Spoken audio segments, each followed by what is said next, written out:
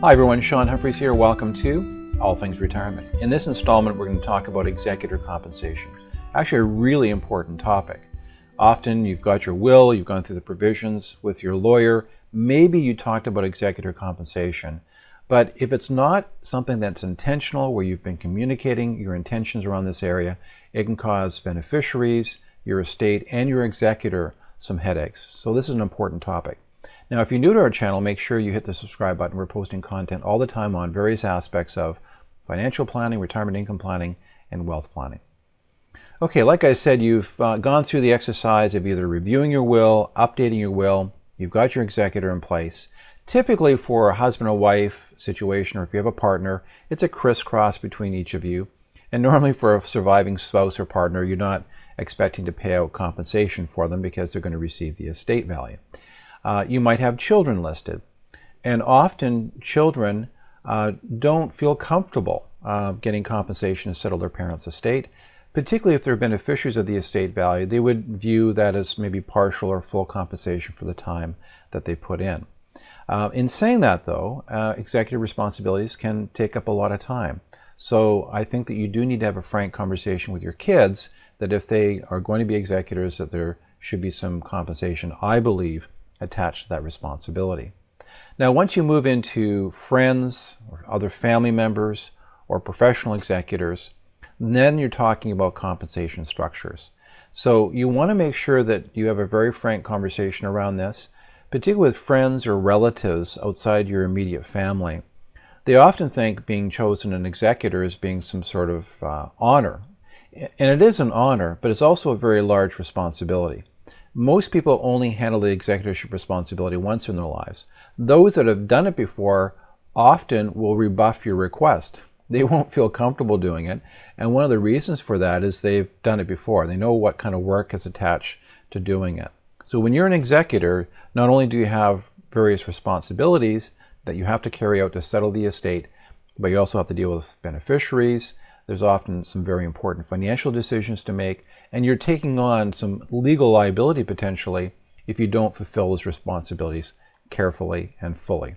Okay, so let's talk about some of the basic mechanics around compensation for executors. Now, one of the first principles to keep in mind when it comes to executor compensation is just clear communication. Clear and forthright communication, not just to the executor, but to your family as well. Often family members are surprised by compensation that's going to the executor for their role. But they have to realize that there is lots of responsibility, there are time commitments, it's a job that has to be carefully executed, and in fact it's a job where there's potential legal liability if they don't fulfill their responsibilities properly. One of the fastest growing areas of litigation in Canada is against executors, where family members are suing them basically because they don't think they've done a good job. Now, the other issue is don't choose your executor because you think you can get off lightly in terms of compensation.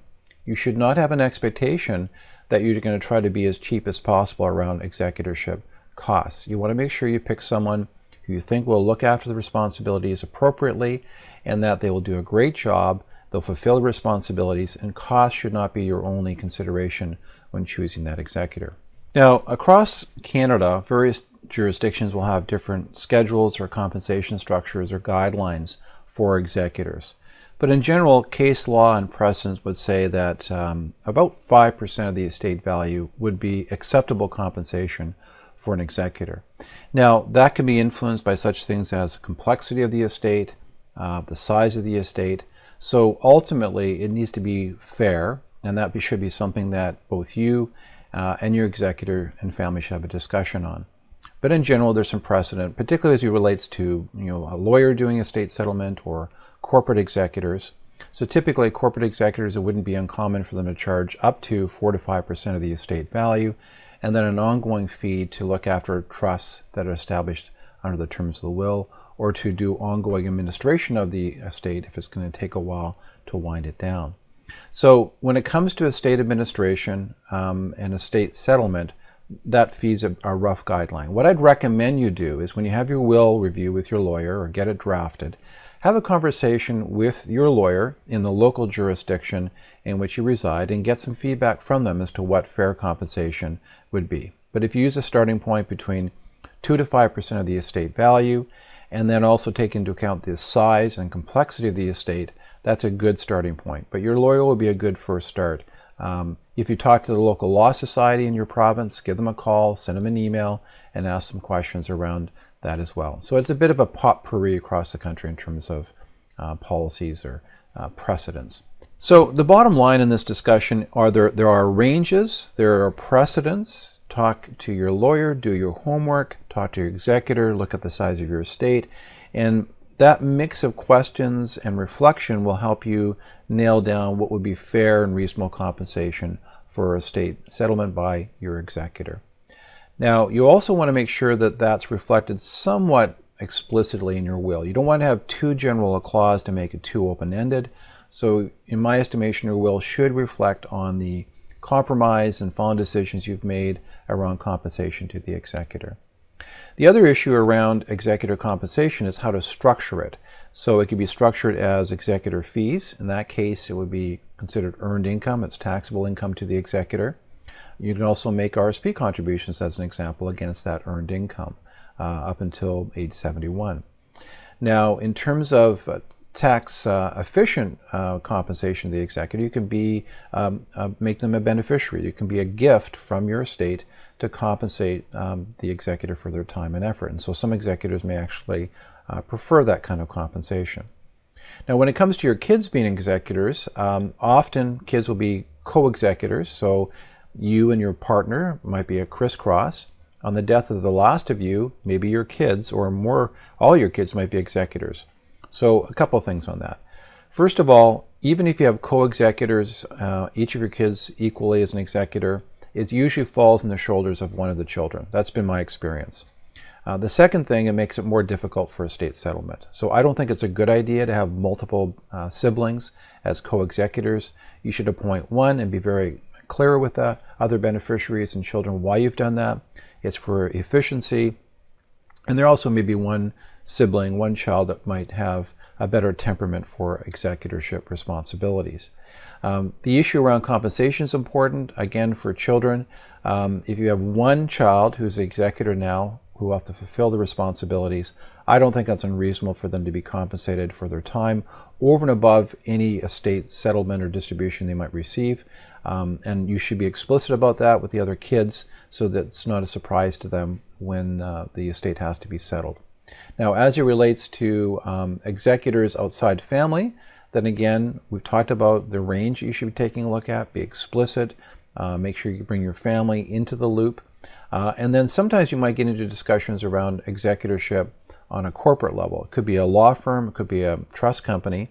And there are situations where a corporate executor, which tends to be a little more expensive, makes an awful lot of sense, particularly when the estate's complex, particularly when there are no family members around the deceased. They might be dispersed throughout the country or even the world.